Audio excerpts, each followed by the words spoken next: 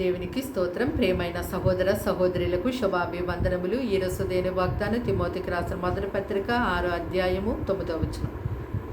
ధనవంతులగుటకు అపేక్షించువారు శోధనలోను ఉరిలోను అవివేకయుక్తములను హానికరములైన అనేక దురాశల్లోనూ పడుదురు.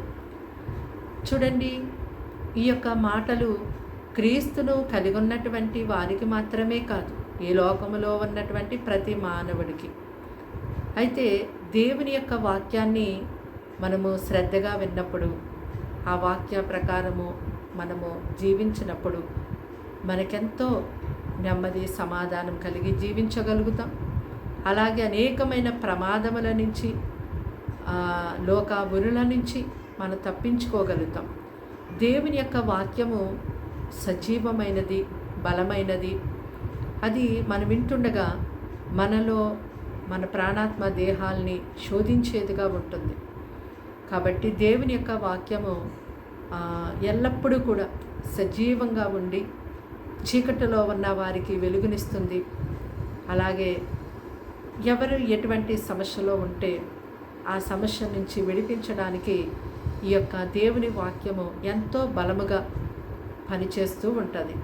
అయితే చాలామంది కూడా ఈ దినాల్లో చూస్తున్నాం, ధనవంతులు అవ్వాలి, మరి తొందరగా డబ్బు సంపాదించి గొప్ప స్థాయిలోకి వెళ్ళిపోవాలి అనే ఒక ఆరాటం అనేక మందిలో మనం చూస్తూ ఉన్నాం. అయితే ధనవంతులు అగుటకు ఆతుర పడవద్దని దేవుడు తెలియచేస్తున్నారు. మరి ఎవరైతే ఆ విధమైనటువంటి ఆలోచన కలిగి ఉంటారో వారు ఏదేదో చేసేస్తూ ఉంటారు. వ్యర్థమైన పనులు, వారికి ప్రమాదాన్ని, అవమానాన్ని కలిగి చేసే పనులు చేసేస్తూ ఉంటారు. అయితే దాన్ని బట్టి వారు ఎంత శోధనలో, ఉరిలో, సమస్యల్లో కూరుకుపోతారో వారికే తెలియదు.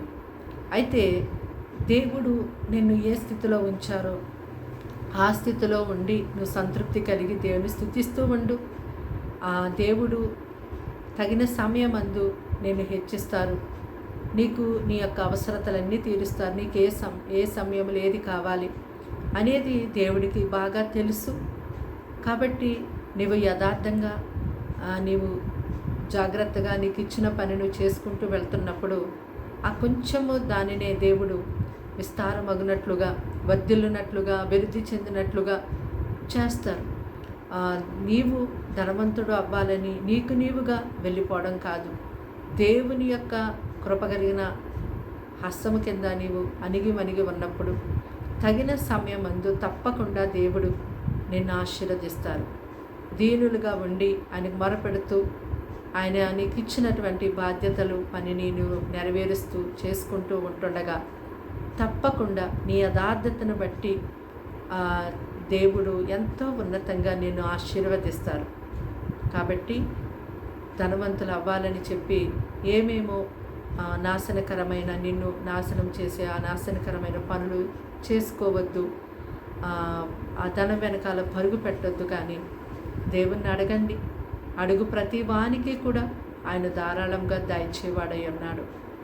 మరి ఉద్యోగమా, ఇంకా ఏది కావాలి, మరి దేవుణ్ణి అడగండి. దేవుడు తప్పకుండా సహాయం చేస్తారు. ప్రార్థన. దేవా, నీకు వందనములు, స్తోత్రాలు, స్తుతులు చెల్లిస్తున్నాం తండ్రి. మాటలు వింటున్నా నీ బిడ్డల్ని మీ రక్తంతో కడిగి పరిశుద్ధపరచండి. వారింటి వారికి రక్షణ ఇవ్వండి. వారిని వెలుగులోకి నడిపించండి. వారి గృహంలో ఉన్న ప్రతి అవసరత తీర్చండి, అక్కర్లు తీర్చండి. ముందుగా నాయనా ప్రభా, నీ యొక్క వాక్యానికి లోబడి నీ మాట ప్రకారం జీవించే వారిగా వీరుండులాగున సహాయం చెయ్యండి ప్రభా.